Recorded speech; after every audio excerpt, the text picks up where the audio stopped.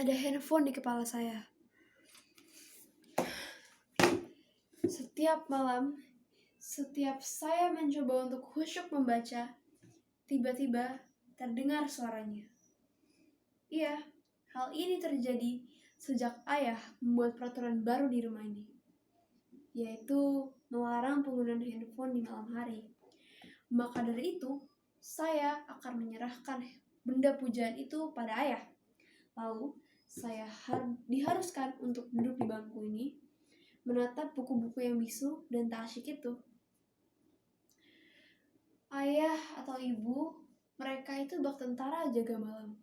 Mereka akan bermondar-mandir di balik pintu ini, lalu sekali masuk ke dalam kamar ini, ya kira-kira setiap 1 jam sekali sebelum jam 10 atau jam 11, yaitu waktu saya untuk tidur. Pintu ini tak boleh saya kunci sebelum jadwal tidur saya tiba. Sekitar 15-20 menit lagi, salah satu di antara mereka akan masuk ke dalam kamar ini untuk mengecek apakah saya masih membaca atau tidak. Ya tentu saja, jika hal itu terjadi, saya harus berada di bangku ini menatapi buku-buku yang membosankan.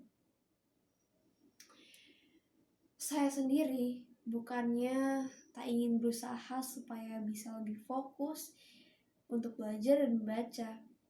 Saya tuh sudah berusaha kok semaksimal mungkin.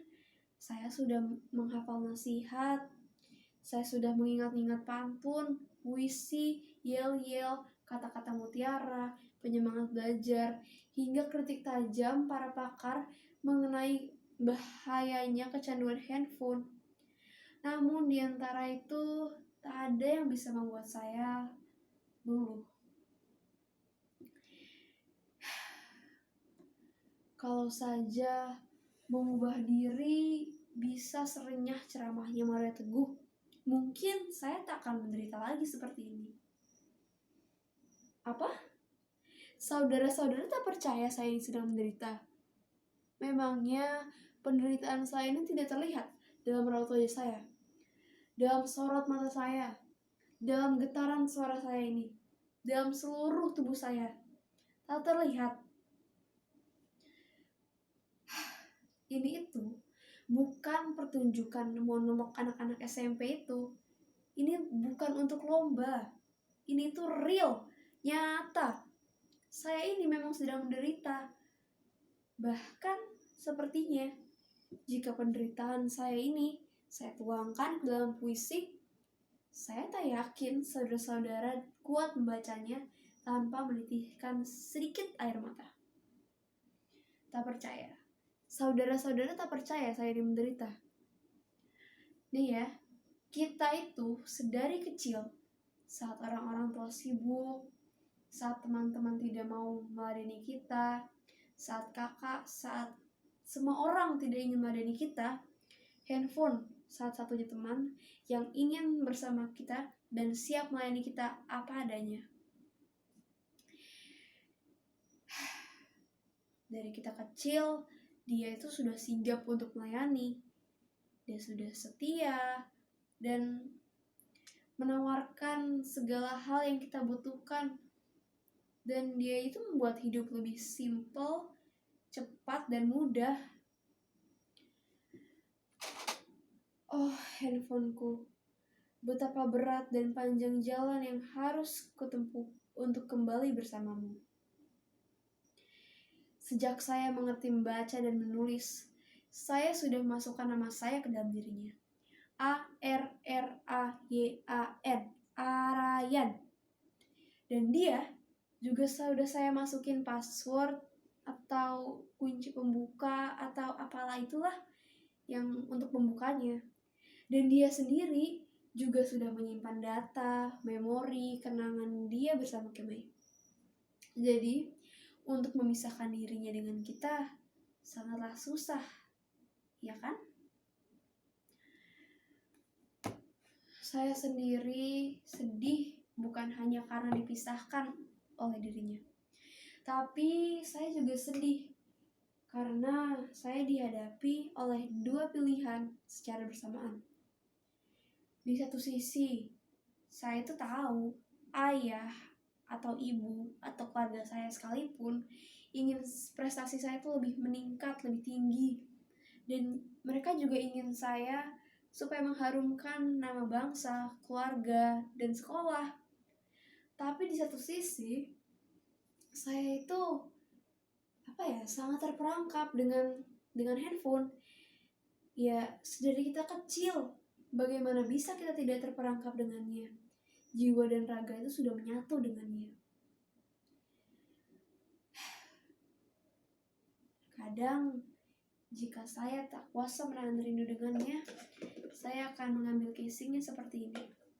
Lalu, saya akan letakkan di dada saya seperti ini, mencoba mengingat masa-masa waktu saya masih bisa bersamanya.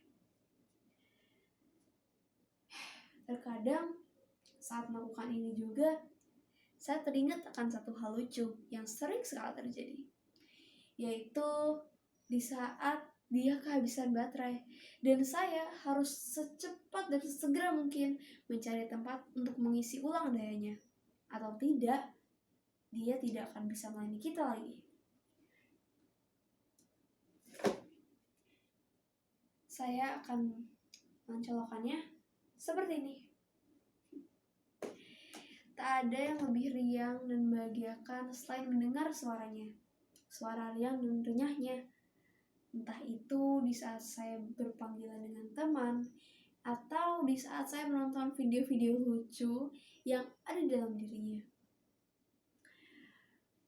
Dia itu cepat, ringkas, dan simple, sangat membantu hidup, bukan?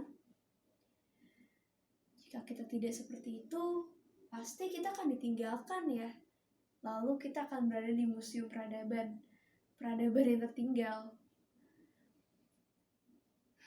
Jujur saja nih, saya itu pernah kok bisa sehari, 2 hari, atau pernah hampir 3 hari bisa tidak bergantung kepada handphone.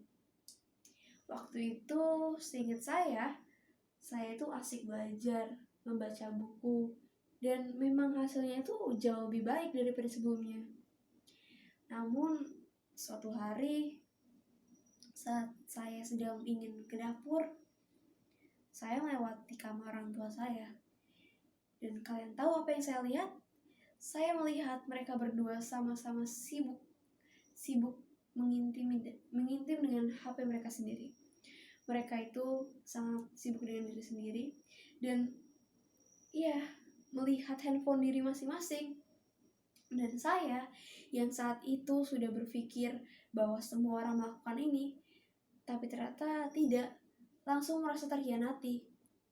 Dan dari situlah saya tidak ingin melakukan hal yang berbanding balik dengan apa yang dilakukan orang tua saya. Karena seharusnya mereka menjadi contoh bagi kita supaya kita tidak melakukan hal yang menurut mereka tidak baik. Tapi apa yang dilakukan mereka malah sebaliknya.